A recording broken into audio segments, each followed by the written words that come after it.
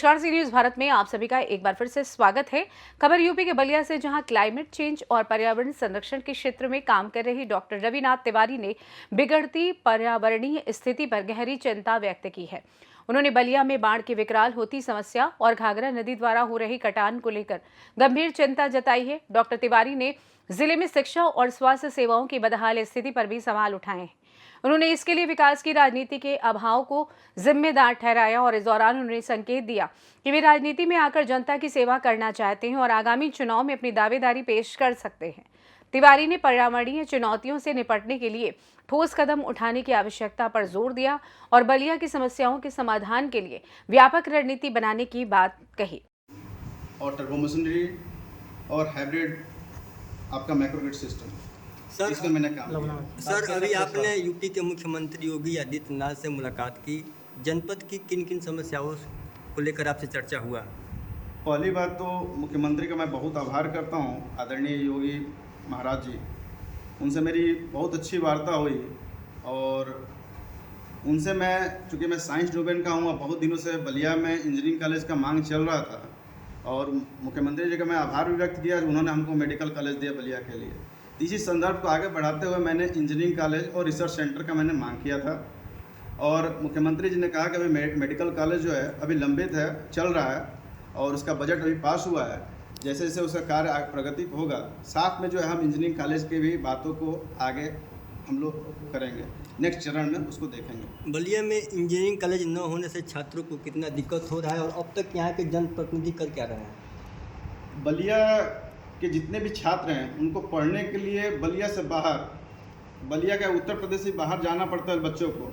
लेकिन अगर यहाँ पे इंजीनियरिंग कॉलेज रहता तो बलिया के लड़के अपना जो है रिसर्च इंजीनियरिंग डोमेन में जो करना चाहते हैं वो सब अच्छे से यहाँ कर सकते हैं और अपने मूलभूत सुविधाओं का जो है लाभ उठा सकते हैं। यहाँ पे इंजीनियरिंग कॉलेज होने से रोज़गार की भी व्यवस्था हो पाएगी, रोज़गार को एक नया आयाम मिलेगा और व्यवस्थाएँ आगे बढ़ेंगी। इंजीनियरिंग कॉलेज न होने के कारण हमारे बलिया के जितने भी छात्र हैं उनको बहुत पीड़ा हो रही है और बहुत वो परेशान हो रहे हैं इन सब चीज़ों से। सर, आप इस क्षेत्र में उतरे हैं, पहले क्या करते थे और इस क्षेत्र में उतरने का आपका उद्देश्य क्या है? मैं आपको पहले भी अवगत कराया हूँ कि मैं इटली में एज ए रिसर्चर काम करता था और लो एमिशन टेक्नोलॉजी, पर्यावरण से जितने भी क्लाइमेट चेंज का बहुत बड़ा मुद्दा है ग्लोबल लेवल पे।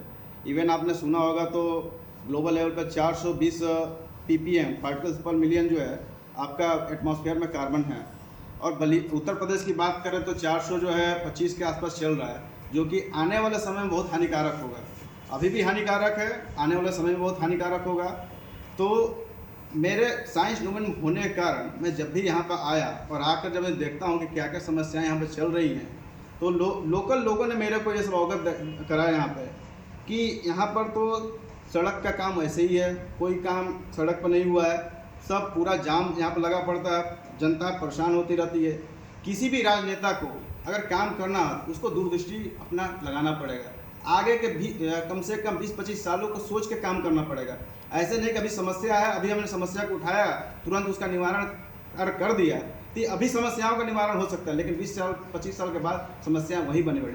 आपको अपनी दूरदृष्टि बढ़ाना पड़ेगा और 25 साल भविष्य को आगे सोच के तब आपको आज के डेट में काम करना पड़ेगा। आप देखिए पूरी समस्या अभी जनता फेस कर रही है, सड़क पर काम नहीं हो रहा है, पानी का मुद्दा है, आर्सेनिक युक्त पानी है।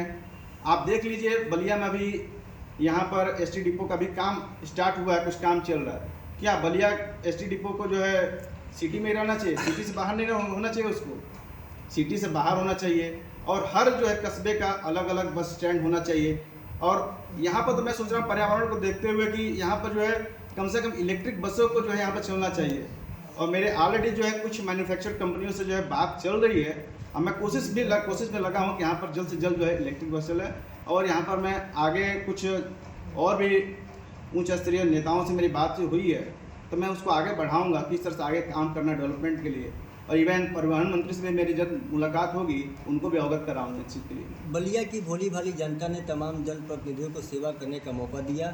वो जनप्रतिनिधि केवल विकास की ढिढोरा पीट रहे हैं कि बलिया में हर वो विकास हो गया है जो होना चाहिए। आप बलिया के विकास को कैसे देखते हैं? मैं देश विदेश हर जगह जा चुका हूँ और विकास की डिफिनीशन जो है अगर किसी से पूछा जाए तो वो जाकर पहले कम से कम देख के आएँ कि यहाँ विदेशों में भी देख के आएँ और अपने मेट्रोपॉलिटन सिटी में देख के आएँ कि विकास होता क्या है। विकास का मतलब ये नहीं है कि आप जो है यहाँ पर एक कुछ खड़ा कर दीजिए विकास हो गया, इससे कुछ नहीं होता। विकास का मतलब कि हर एक जनता के पास उसके पास ऐसी कैपेबिलिटी हो कि वो अपनी समस्याओं के लिए किसी नेता के पीछे न घूम के अपने खुद जो है अपना खुद काम कर सके। यहाँ के कुछ लोग जो हैं बस नेताजी के संपर्क में रहते हैं, उनका काम हो जाता है नेताजी जिंदाबाद। ये सब चीज़ नहीं होना चाहिए। जनता अपना काम खुद कर पाए, इसके भरोसे हमको इतना डेवलपमेंट कर देना चाहिए। यहाँ पर आज भी जो है किसी का भी अगर इमरजेंसी मेडिकल में इमरजेंसी होती है, उसको रेफ़र होना पड़ता है बनारस, पीजीआई लखनऊ, और उतने देर जाते जाते उस पेशेंट का जो है जान चली जाती है। यहाँ बलिया ऐतिहासिक जिला है, इसको आप किस नज़रिए से देख रहे हैं? ये आप नज़र से देख रहे हैं कि शून्य है विकास के मायने में? मैं जिस प्रगति की बात कर रहा हूँ, जिस विकास की बात कर रहा हूँ, उसके हिसाब से तो सुनिए। अब जाकर मतलब आपके कहने का अनुसार जो भी जनप्रतिनिधि अब तक हुए हैं अब तक कुछ किए नहीं हैं। आप पत्रकार हैं और आप यहाँ पर काफ़ी दिनों से काम कर रहे हैं। अब मुझे लगता है कि आपने प्रदेश देश के अलग हिस्सों में भी जाकर देखा होगा। अगर आप कंपैरिजन करें, अगर बगल में आपका ज़िला बनारस है, प्रयागराज है, गोरखपुर है, माननीय मुख्यमंत्री बहुत सराहनीय काम कर रहे हैं और मेरे उन काम जो जिस तरीके से काम कर रहे हैं, जिस तरीके से लगे हुए हैं, उनको सैल्यूट है।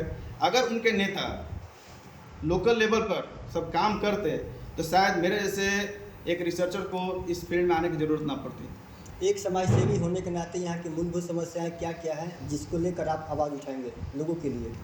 मेरे को जो है आवाज़ उठाने के लिए जो ऑलरेडी नेता पहले से जो गाते हुए आ रहे हैं, जो करते हुए आ रहे हैं, अगर वो ईमानदारी से कर देते तो शायद मुझे ये सब काम करने की ज़रूरत नहीं पड़ती। सड़क हो गया, बिजली का भी समस्या बनी पड़ी हुई है, पानी की समस्या बनी पड़ी हुई है, शिक्षा की समस्या बनी पड़ी हुई है, और आपका पर्यावरण तो है ही जो आज के डेट में ये कोई भी नेता इस पर काम नहीं करना चाह रहा। चूँकि मैं रिसर्च डोमेन में काम किया हूँ और एक इतना बड़ा ये पर्यावरण का मुद्दा है कि आप समझ नहीं रहे हैं। इससे आने वाले 20-25 सालों में इतना हानिकारक लोग जो है टेम्परेचर जैसे ही बढ़ेगा लोग जी नहीं पाएंगे। बलिया की जनता आपको मौका देती है तो आप क्या करेंगे सर? बलिया की जनता अगर हमको मौका देती है तो जाहिर सी बात है कि मैं पहले तो ट्रांसपेरेंसी लाऊंगा। ट्रांसपेरेंसी जो डिजिटल डिस्प्ले लगेगा कि कितना फंड आ रहा है, कितना फंड विधायक निधि खाते में आ रहा है, और उसमें जो है क्या क्या काम हुआ है, at least weekly twice, otherwise monthly जो है ट्वाइस, इसको डिस्प्ले को 24 घंटे। बलिया से सी न्यूज़ संवाददाता आनंद दुबे की रिपोर्ट। फिलहाल के लिए इस खास रिपोर्ट में बस इतना ही। देश दुनिया की तमाम बड़ी खबरों को जानने के लिए जुड़े रहिए सी न्यूज़ भारत के साथ। हर खबर आपके साथ, आपके हाथ।